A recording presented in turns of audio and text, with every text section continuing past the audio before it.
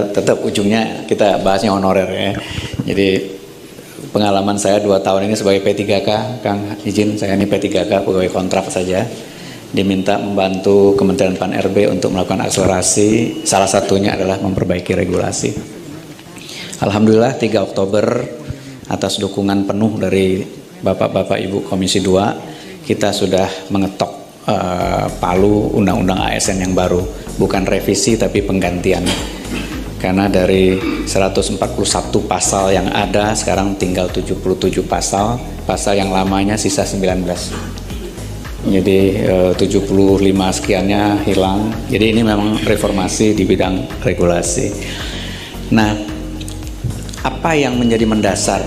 Antara lain adalah perencanaan dan pengadaan. Jadi selama ini perencanaan dan pengadaan itu di undang-undang loh, itu disebutkan jumlah dan jenis jabatan itu atas persetujuan menteri. Berarti dalam hal ini Menteri PAN. Jadi kebayang Bapak Ibu merekrut arsiparis di Kabupaten Luwuk misalnya, 1 itu izin menteri.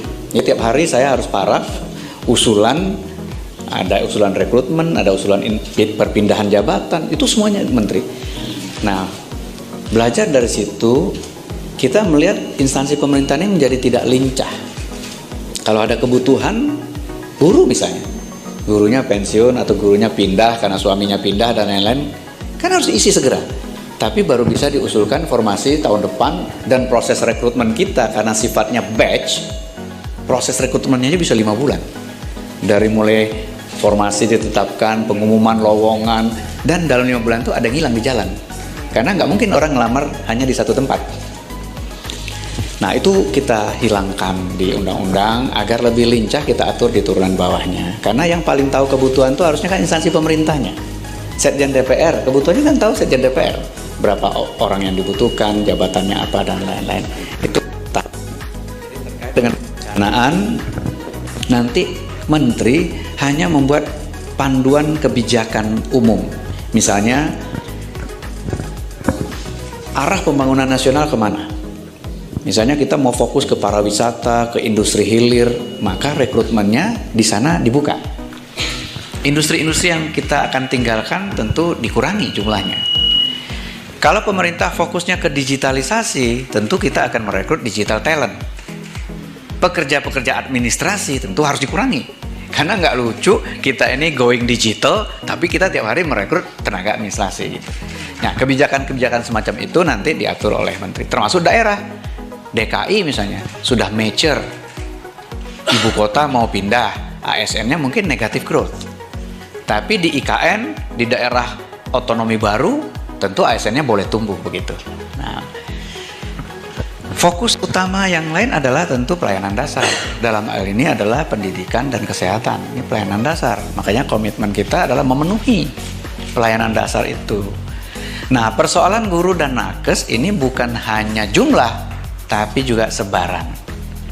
2021, saya baru masuk 2021, itu rekrutmen 2021 itu kan selesainya 2022. Kalau tidak salah saya angkanya di atas 170.000 formasi di daerah 3T, yang ngelamar aja nggak ada.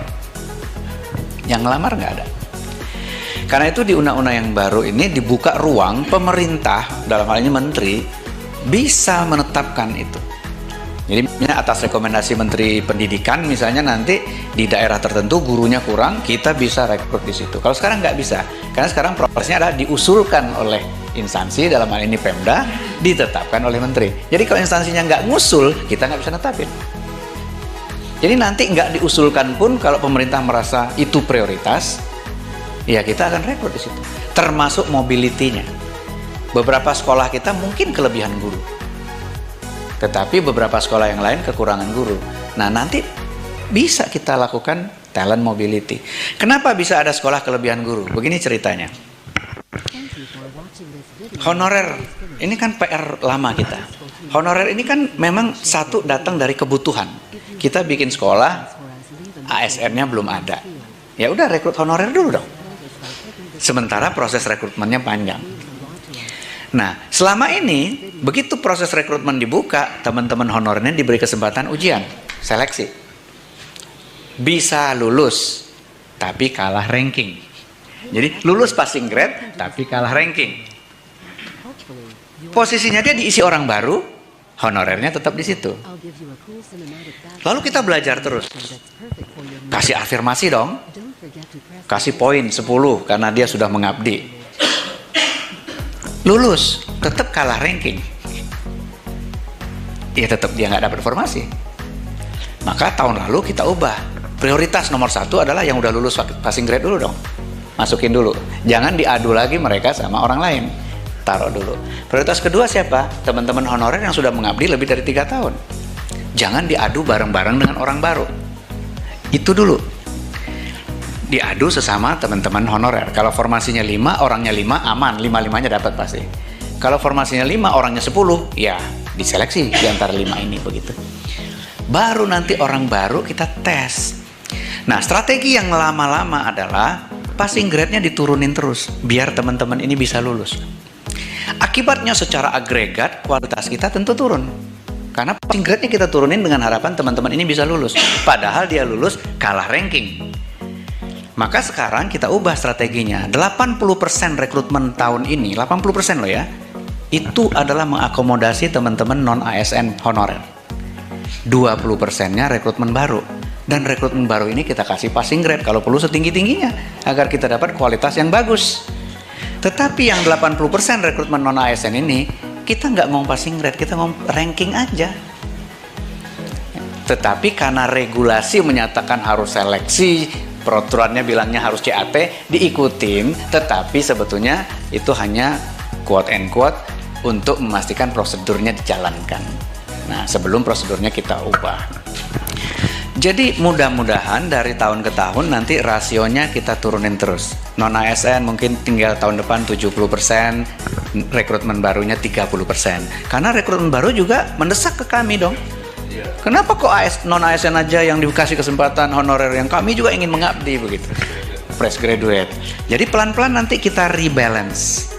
60-40, 50-50 sampai ini sudah selesai semua.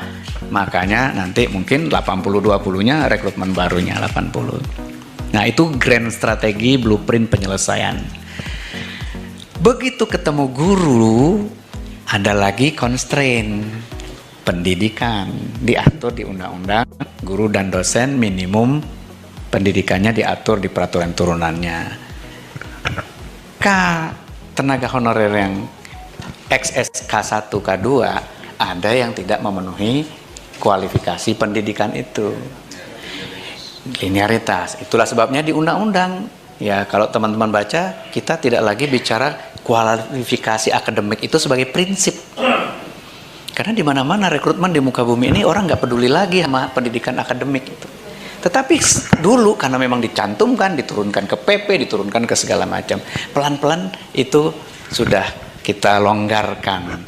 Sehingga PP-nya nanti yang akan melakukan eksekusi terhadap undang-undang yang sudah kita buka itu. Jadi memang kalau lihat datanya guru, XK1 yang K2 termasuk non-ASN, nanti akan terkendala dengan peraturan yang lama, itu adalah di pendidikan. Nah, undang-undang yang baru sudah membuka itu juga, Bang. Jadi mudah-mudahan, sudah nggak ada ngomong pendidikan di situ. Jadi mudah-mudahan turunannya juga siang Bang Madani. Itu kira-kira pelonggaran-pelonggaran undang-undang, bukan hanya pelonggaran sebetulnya, memang membuat birokrasi biar lebih lincah ya, lebih cepat mengambil keputusan dan kemudian berbasis data begitu.